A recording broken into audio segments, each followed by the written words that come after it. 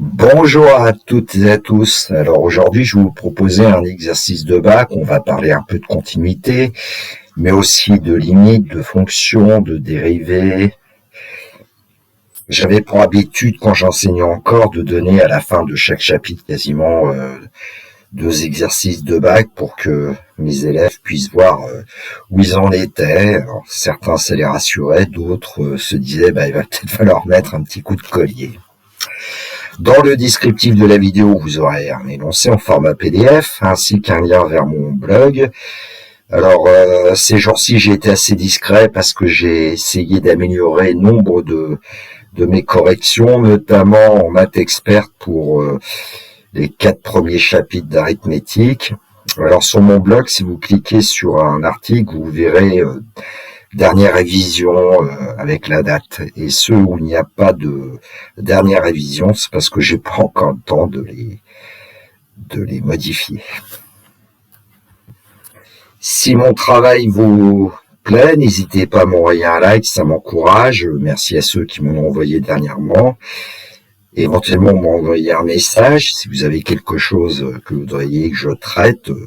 Je pense qu'en spécialité, après la continuité, j'aborderai la géométrie dans l'espace. Et puis j'essaierai de faire quelques vidéos de maths experte aussi. L'énoncé, alors c'est d'après un exercice du bac S, Nouvelle-Calédonie, mars 2019, il y a 5 ans. J'ai modifié certaines questions, j'en ai ajouté d'autres, parce que je ne pouvais pas donner la dernière partie qui portait sur le calcul intégral, que vous verrez plus tard normalement au courant de l'année. Le plan est muni d'un repère orthogonal OIJ. Partie A, étude d'une fonction auxiliaire, soit G est la fonction définie sur grand R par G de x égale x plus 2, facteur de exponentielle x moins 4 moins 2. On admet que la fonction G est dérivable sur grand R et on note G' sa dérivée. C de G est la courbe représentative de G. Question A, déterminer la limite de la fonction G en plus l'infini. Question 1b, démontrer que la limite de la fonction G en moins l'infini vaut moins 2, interprétée graphiquement. Question 2, étudier les variations de la fonction G sur grand R. Question 3, démontrer que l'équation G de x égale 0 possède une solution unique notée alpha dans grand R. 3b, placer le réel alpha sur le graphique donné en annexe 1. On voit l'annexe 1 en bas de page. Donné par lecture graphique un encadrement du réel alpha entre 2 entiers consécutifs. Petit c, justifier que 3,06 est strictement inférieur à alpha, strictement inférieur à 3,07 à l'aide d'une calculatrice. Question 3D, montrer que exponentielle alpha moins 4 égale 2 divisé par alpha plus 2. Question 3E, donner sans justifier le signe de la fonction G sur grand R. Donc l'annexe 1, la courbe de G qui a été tracée, le repère OIJ.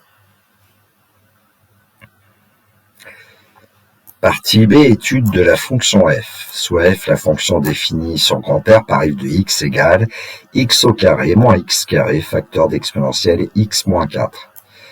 On admet que la fonction petit f est dérivable sur grand R et on note f' sa fonction dérivée.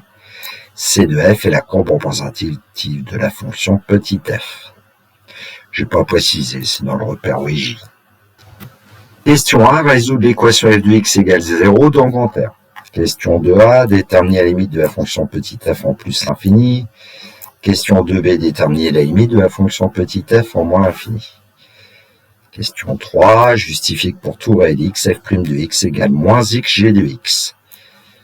Question 3b, étudier la relation de la fonction petit f sur grand R.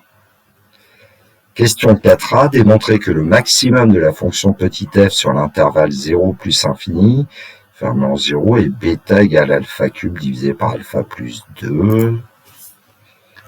Question 4b, placer le réel bêta sur le graphique donné en annexe 2, qu'on commence à apercevoir.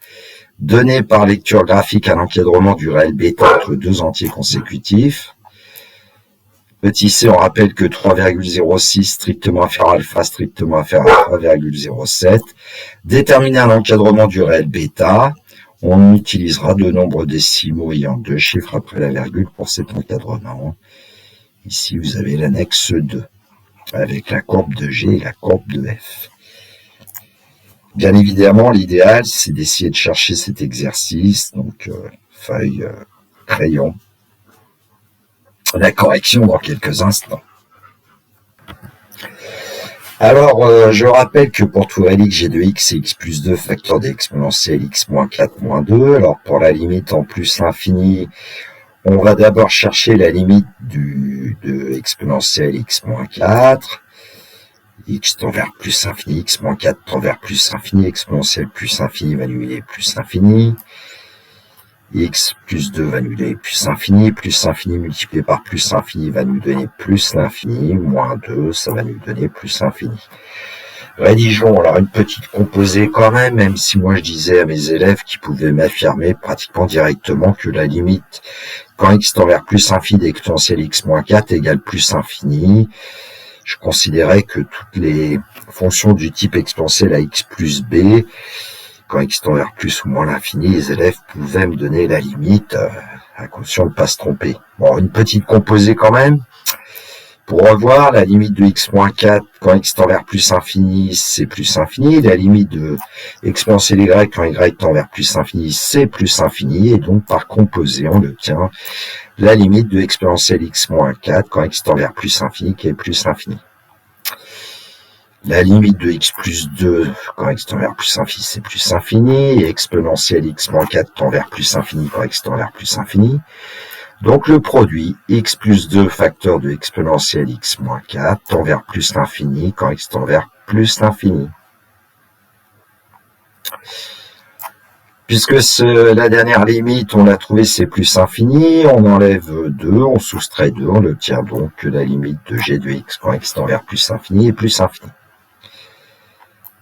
Question 1b, démontrer que la limite de la fonction g au moins l'infini vaut moins 2, interprétée graphiquement. Bon, je rappelle ce que c'est que l'expression g de x. Alors ici, petit x va tendre vers moins l'infini, alors x plus 2 va tendre vers moins l'infini. Exponentielle x moins 4 va tendre vers exponentielle moins l'infini, c'est-à-dire 0, et plus moins l'infini multiplié par 0, c'est une forme indéterminée. Bon, l'histoire de la composée, on va tout de suite dire que la limite exponentielle x moins 4, c'est 0 quand x tend vers moins l'infini. X plus 2 tend vers moins l'infini quand x tend vers moins l'infini, et exponentielle x moins 4 tend vers 0 quand x tend vers moins l'infini. Donc on peut dire que x plus 2 facteur de exponentielle x moins 4 présente une forme indéterminée du type moins l'infini multiplié par 0.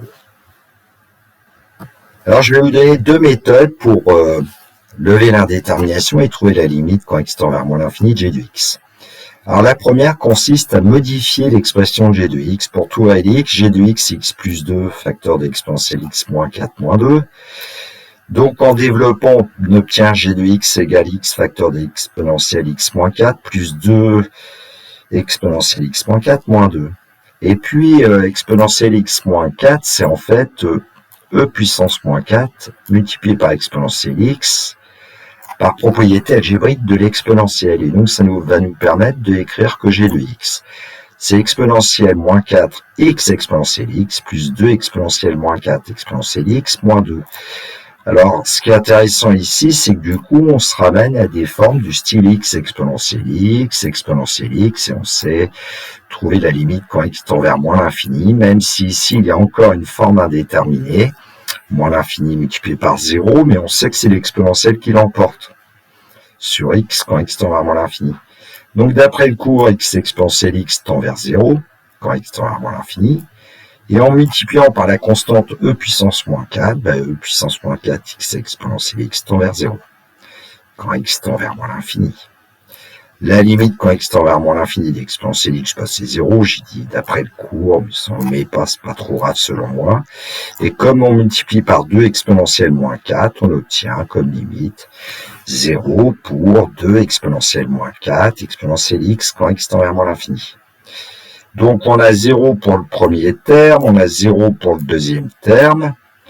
On ajoute moins 2, on va obtenir que la limite quand x tend vers moins l'infini de g de x égale moins 2. Alors, deuxième méthode, elle ne plaisait pas toujours à certains de mes collègues, trouvaient que j'allais un peu vite, mais Voilà ce que je dis. Quand x tend vers moins l'infini, exponentielle x moins 4 l'emporte sur x plus 2.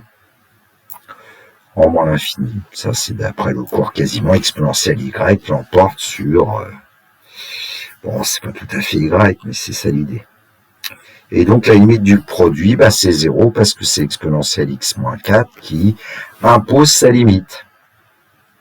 Du coup, la limite quand x tend vers moins l'infini d'x plus 2 exponentielle x moins 4 moins 2 est égale à 0 moins 2, c'est r moins 2, et on retrouve que la limite quand x tend vers moins l'infini de g de x égale moins 2.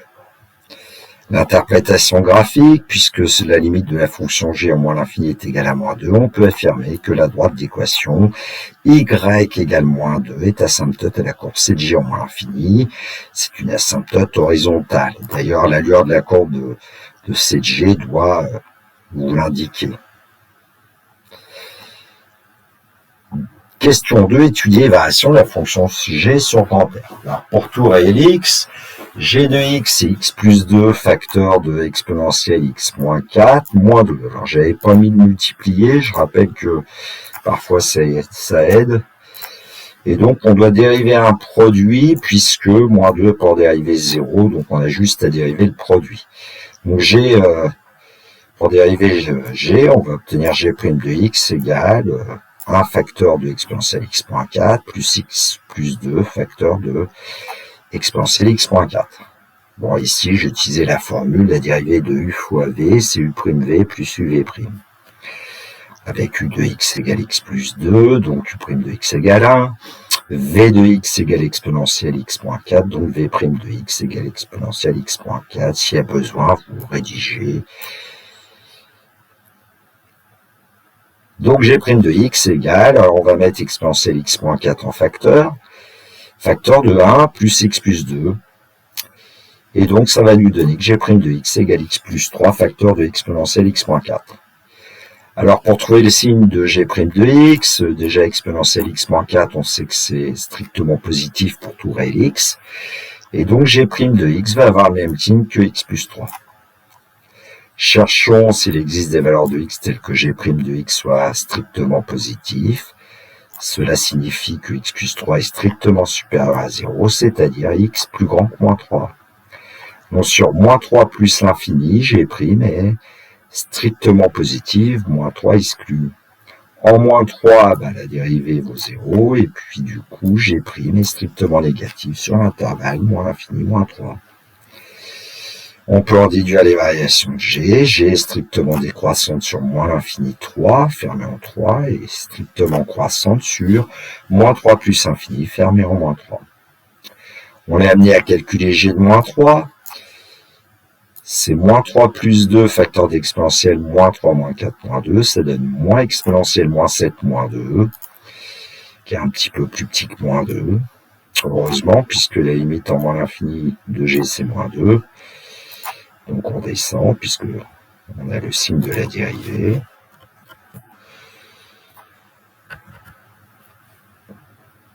Sur moins l'infini moins 3, g' est strictement négative. Et puis sur moins 3 plus infini, g' est strictement positive, donc g est strictement croissante. Et puis on indique la limite en plus infini de g qui est plus l'infini. La limite en moins l'infini, c'est moins 2, je ne sais plus si je l'ai dit. Alors ensuite, question 3. Démontrer que l'équation g de x égale 0 possède une solution unique notée alpha dans grand R. Alors, quand on dit démontrer que, il faut avoir le petit réflexe de se dire qu'on va certainement utiliser le corollaire du théorème des valeurs intermédiaires. Alors dans une précédente vidéo, j'ai détaillé un peu la première méthode qui consiste à utiliser le tableau de variation. Donc de moins 2, on va descendre à moins exponentielle moins 7 moins 2. Donc il n'y a que des valeurs négatives prises par g de x sur l'intervalle moins l'infini moins 3 et même strictement négatives. Donc il n'y a pas de solution à l'équation g de x égale 0 dans l'intervalle moins l'infini moins 3.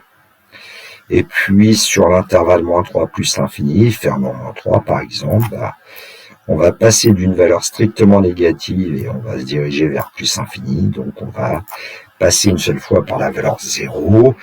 Et donc l'équation g de x égale 0 va posséder une seule solution alpha dans l'intervalle moins 3 plus l'infini. Alors, il n'y en a pas dans moins l'infini moins 3, il y en a une seule dans moins 3 plus l'infini, ce qui veut dire que l'équation g de x égale 0 va bien posséder une solution unique alpha dans grand R. Alors, pour rédiger, moi je préfère la méthode où on rédige vraiment.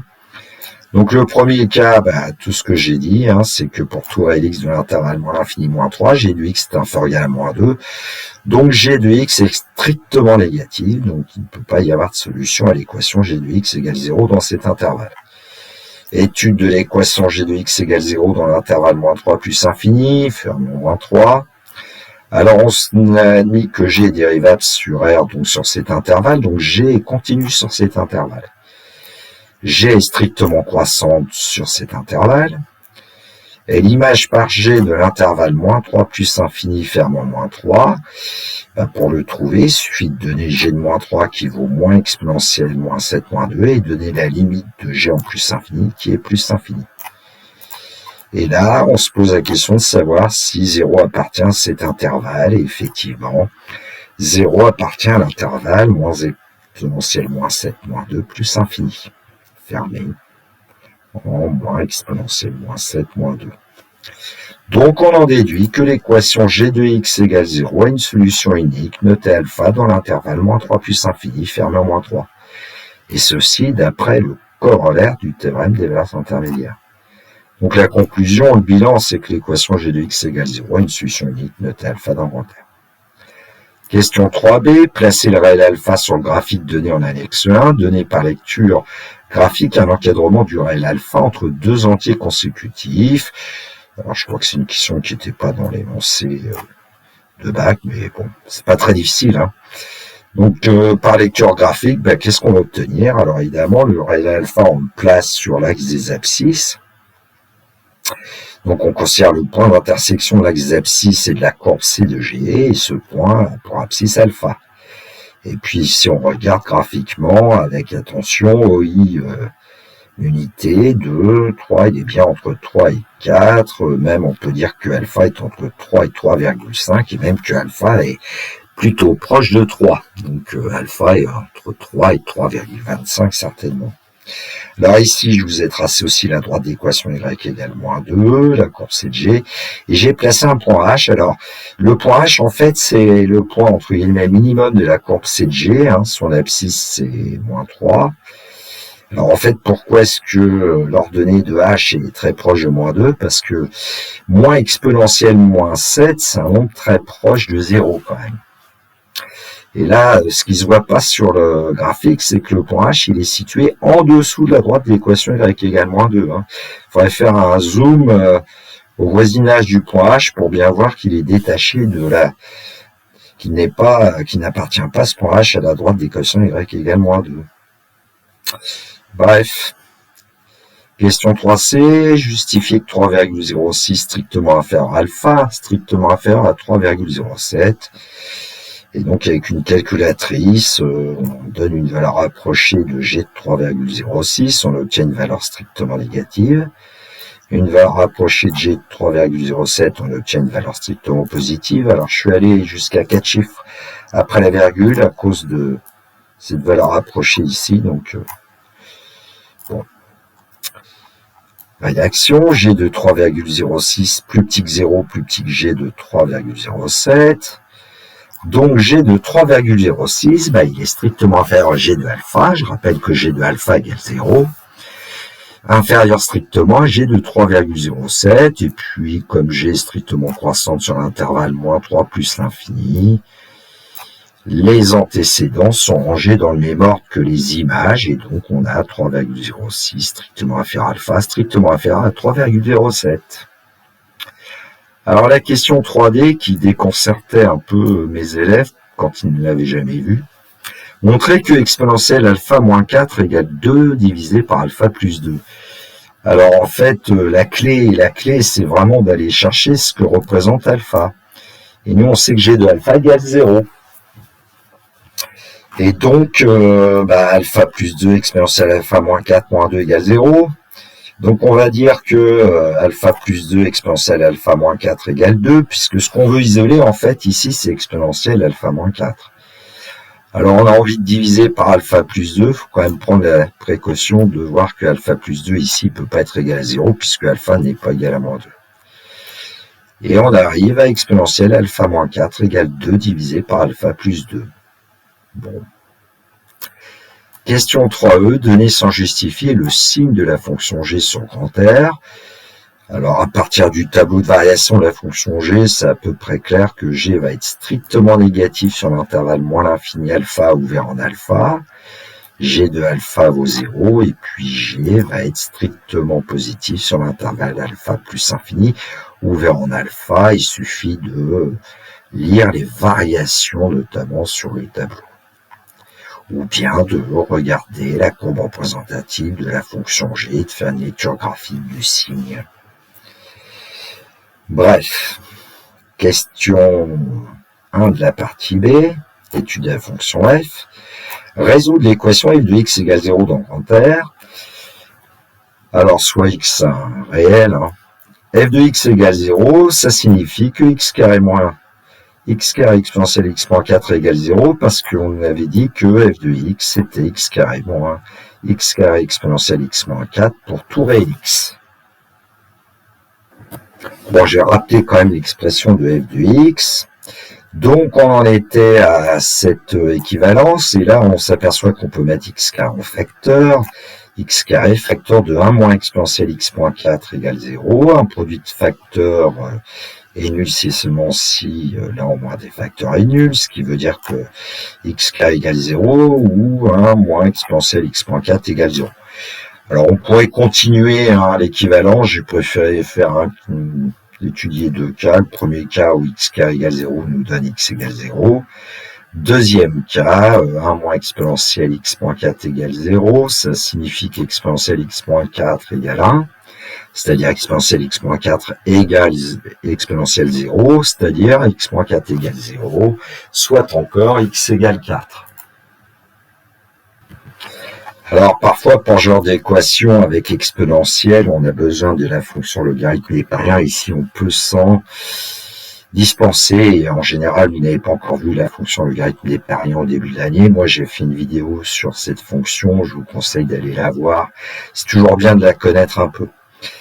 Et donc, on obtient deux solutions, 0 et 4, qui sont bien des réels. Et donc, l'ensemble des solutions, c'est l'ensemble constitué des nombres 0 et 4. Alors, je voulais faire une petite remarque tout à l'heure et je sais plus ce que c'est. Ah oui. Alors, on disait de résoudre l'équation f de x égale 0. On disait pas de démontrer que l'équation f de x égale 0 avait une solution ou deux ou dans R. Donc, quand on dit de résoudre, c'est qu'il y a moyen de le faire algébriquement, ce qu'on a fait ici. Alors que tout à l'heure, avec l'équation g de x égale 0, algébriquement, on ne saurait pas le faire. Bon. Question 2a. Déterminer la limite de la fonction f en plus l'infini. Alors, j'ai rappelé ce que c'était que f de x, sauf que j'ai mis x carré en facteur, ce qu'on a fait tout à l'heure, de 1 moins exponentielle x moins 4. Parce que en factorisant, on va voir qu'il n'y a plus de forme indéterminée, sinon, éventuellement, il pourrait peut-être y en avoir une, je sais plus. Bon. Bref. Alors, exponentielle x moins 4, on l'a déjà vu, tend vers plus infini en plus infini. Et donc, limite de 1 moins exponentielle x moins 4, c'est moins l'infini, quand x tend vers plus infini. Le premier facteur x carré tend vers plus infini, le deuxième facteur tend vers moins l'infini, donc le produit va tendre vers moins l'infini. Plus infini multiplié par moins l'infini donne moins l'infini. Et donc, la limite de la fonction f en plus infini est moins l'infini. Question 2b, déterminer la limite de la fonction petit f en moins l'infini. Alors, j'ai pas analysé tout à l'heure, mais en moins l'infini, x carré tend vers plus infini. Et puis, 1 moins exponentielle de moins l'infini va tendre vers 1. Et donc, on va pouvoir conclure, il n'y a pas de forme indéterminée ici. La limite d'exponentielle x moins 4 quand x tend vers moins l'infini, on l'a déjà vu, c'est 0. Donc, la limite du deuxième facteur, 1 moins exponentielle x moins 4, c'est 1 en moins l'infini. La limite de x carré en moins l'infini, c'est plus infini. La limite donc de ce deuxième facteur, c'est 1. Et donc, la limite du produit plus infini fois 1 va nous donner plus infini. Et donc la limite de la fonction f en moins l'infini, c'est plus l'infini. Question 3, justifie que pour tout réel x, f' de x égale moins xg de x. Alors, pour tout réel x, on sait que f de x, c'est x carré facteur de 1 moins exponentielle x moins 4. J'ai préféré le faire avec cette forme-là de f de x plutôt que l'autre. Donc, on a affaire, en fait, ici à un produit de fonction. Hein. Donc, f peut s'écrire sous la forme u fois v, et la dérivée, c'est u' v plus uv'. Donc, f' de x, bah, c'est la dérivée de x carré 2x multiplié par 1 moins exponentielle x moins 4. Plus x carré multiplié par la dérivée d'exponentielle de 1 moins exponentielle x moins 4, et c'est moins exponentielle x moins 4. On va développer un peu, f' de x c'est 2x moins 2x exponentielle x moins 4 moins x carré fois exponentielle x moins 4. Donc f' de x c'est 2x moins, et là je vais mettre en facteur exponentielle x moins 4, ça nous donne 2x plus x carré. C'est aussi x facteur de 2 plus x. Ce qui fait qu'on va pouvoir mettre maintenant x en facteur et même moins x vu le résultat qui est attendu. Donc f' de x c'est moins x, alors facteur moins 2 pour obtenir le 2x, et puis facteur de 2 plus x exponentielle x moins 4 pour obtenir le deuxième terme que nous avions.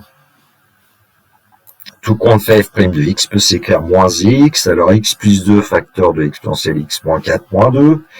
Je pense que le passage d'ici et ici est pas très compliqué. Et donc on obtient bien f' de x égale moins xg de x. Question 3b, étudier variation de la fonction petit f sur grand R. Et d'une part, f' de x s'écrit moins x g de x, donc on a besoin du signe par exemple de moins x et du signe de g de x qu'on connaît, qu'on a déjà vu dans une question précédente. Alors j'ai préféré faire un petit tableau de signes parce que ça évite de raconter beaucoup de choses. Voilà, alors il faut tenir compte de moins x. Hein. Alors moins x, le signe, je pense que c'est à peu près clair. Hein. Sur moins l'infini 0 ouvert en 0, moins x est strictement positif. Quand x vaut 0, moins x vaut 0. Et quand x est strictement positif, moins x est strictement négatif. Alors évidemment, il y a deux signes moins parce qu'il faut tenir compte aussi du nombre alpha, puisque le signe de g de x, on l'a vu, il change, g de x change de signe en alpha. Alors g de x est d'abord strictement négatif sur les deux premiers intervalles considérés, et puis ensuite g de x est strictement positif sur l'intervalle alpha plus infini ouvert en alpha. Bon, on effectue la règle du produit, un nombre strictement positif multiplié par un nombre strictement négatif donne un nombre strictement négatif, 0 fois quelque chose ça donne 0. Allez, on va le dire mal, moins par moins donne plus, un nombre multiplié par 0 donne 0, et moins par plus donne moins. Bref, on a les variations maintenant de f, puisqu'on connaît le signe de f' de x, c'est le signe de moins xg de x. On le récupère. Deux valeurs qui annulent la dérivée de f, s'il y a 0 et alpha. Et puis ensuite, grâce au signe, on en déduit les variations. Alors, on a été chercher la limite en moins l'infini de f, c'est plus infini. La limite en plus l'infini de f, c'est moins l'infini. Il est clair que f de x vaut 0. Alors, pourquoi f de x égale 0 ? Parce que c'est 0 au carré fois quelque chose. Et puis ici, j'ai seulement mis f de alpha parce que on nous demande après une expression de f de alpha en fonction de alpha. C'est la question 4a d'ailleurs. Démontrer que le maximum de la fonction petit f sur l'intervalle 0 plus infini fermé en 0 est un nombre qu'on a appelé bêta égale alpha cube sur alpha plus 2. Tiens. Donc là, on travaille que sur 0 plus infini, et ce qu'on cherche, c'est en fait f de alpha. Donc bêta, c'est f de alpha. Donc bêta, c'est alpha carré facteur de 1 moins exponentielle alpha moins 4. Et là, il faut penser à les relire un peu tous l'énoncé. Quand est-ce qu'on a parlé d'exponentielle alpha moins 4 ? Et dans la question A3D, on a démontré que exponentielle alpha moins 4 était égale à 2 sur alpha plus 2, parce que g de alpha, c'était 0. Ce qui permet d'écrire que bêta, c'est alpha carré multiplié par, alors ici on met tout le monde au même dénominateur, ça va donner alpha plus 2 moins 2 sur alpha plus 2, c'est-à-dire alpha sur alpha plus 2. Et donc on obtient alpha carré fois alpha, c'est-à-dire alpha cube, divisé par alpha plus 2 pour bêta. Bon, question 4b, qui n'existait peut-être pas non plus dans l'énoncé original, mais bon, c'est pas très dur. Placez le réel bêta sur le graphique donné en AX2, donné par lecture graphique un encadrement du réel bêta entre deux entiers consécutifs. Alors sur le graphique 2, on connaît alpha. Alpha, c'est l'abscisse du point maximum sur l'intervalle 0 plus infini. Et donc, ensuite, on trace une horizontale pour rejoindre l'axe des ordonnées, on trouve bêta. Et puis, on compte. 1, 2, 3, 4, 5. Et bêta est entre 5 et 6. Plus proche de 6, d'ailleurs, que de 5. Donc, bêta est certainement entre 5,5 et 6. Mais on nous demandait d'encadrer bêta entre deux entiers consécutifs. Bêta est strictement compris entre 5 et 6. Alors, GeoGebra nous donne une valeur approchée de alpha, ça ne nous étonne pas trop, puisqu'on avait vu qu'alpha était compris entre 3,06 et 3,07. Alors, alpha est quand même très proche de 3,07, et puis GeoGebra donne bêta environ égal à 5,7063, donc plus proche de 6 que de 5. Justement, la question d'après que j'ai créée, on va essayer de trouver un encadrement du réel bêta. 4C, on rappelle que 3,06 strictement inférieur à alpha, strictement inférieur à 3,07, détermine un encadrement du réel bêta. Et on lui dit d'utiliser deux nombres décimaux ayant deux chiffres après la virgule pour cet encadrement. Alors, ce genre de question ne tombe pas véritablement comme ça au bac, enfin, quoique, il y a quelques années, il y en avait, et puis on en voit de moins en moins. Mais bon, allons voir. Alors, faut se souvenir un petit peu de ce que c'est que bêta quand même. Donc bêta, c'était alpha cube divisé par alpha plus 2. Alors pour essayer de trouver un encadrement, on va partir d'un encadrement de alpha et puis ensuite avoir un encadrement de alpha cube, un encadrement de alpha plus 2, mais il va falloir se méfier parce que on divise ici et puis en général on sait multiplier des encadrements qu'avec des nombres d'ailleurs plutôt strictement positifs. Et donc, il va falloir encadrer plutôt 1 sur alpha plus 2 et dire que bêta, c'est alpha cube multiplié par 1 sur alpha plus 2. Allons-y. Alors, alpha, on sait qu'il est strictement compris entre 3,06 et 3,07. Et donc, alpha cube va être compris entre 3,06 au cube et 3,07 au cube, car la fonction cube est strictement croissante sur grand R. J'aurais pu le dire, mais bon, faites vous-même. Et puis ensuite, on va essayer d'encadrer pour commencer alpha plus 2 et après son inverse. Et donc alpha est strictement compris entre 3,06 et 3,07 et en ajoutant 2, on ne change pas le sens. Donc alpha plus 2 est strictement compris entre 5,06 et 5,07, mais attention, quand on va passer à l'inverse, on est amené à changer le sens des inégalités et donc ici j'ai rangé directement du plus petit au plus grand, donc ça sera 1 sur 5,07, strictement inférieur à 1 sur alpha plus 2, strictement inférieur à 1 sur 5,06. Bon, là les deux encadrements de alpha cube et de 1 sur alpha plus 2 avec des nombres strictement positifs, on va pouvoir multiplier membrement. Alors donc ça va nous donner que 3,06 au cube multiplié par 1 sur 5,07 que j'ai écrit directement. 3,06 au cube divisé par 5,07 va être plus petit que alpha cube sur alpha plus 2. Le produit des deux termes centraux alpha cube et 1 sur alpha plus 2, ça nous donne bien alpha cube sur alpha plus 2. Plus petit que 3,07 au cube, multiplié par 1 sur 5,06, que j'ai écrit directement, 3,07 au cube, divisé par 5,06. Et en prenant une machine à calculer, par rapport à 3,06 au cube sur 5,07, on prend la valeur approchée par défaut à 10 moins de près, ça sera 5,65. En revanche, pour 3,07 au cube divisé par 5,06, on prend la valeur approchée par excès à 10-2 près, et c'est 5,72 si je me suis pas trompé à l'époque où j'ai fait ce genre de calcul. À vous de vérifier. Je l'ai fait dans une vidéo, j'ai pas mal travaillé sur cette histoire d'encadrement, je sais plus laquelle, mais bon. Voilà. Alors, est-ce que ça correspond à GeoGebra? GeoGebra nous disait que bêta, c'était environ 5,706, on va dire, qui est bien à l'intérieur de l'intervalle 5,65, 5,72 ouvert ou de borne. Bon. Voilà. Cette vidéo est terminée pour moi. Il me reste à vous souhaiter une belle journée. Surtout, prenez bien soin de vous. Que la force soit avec tous ceux qui étudient. Et puis, il me reste le classique. Au revoir.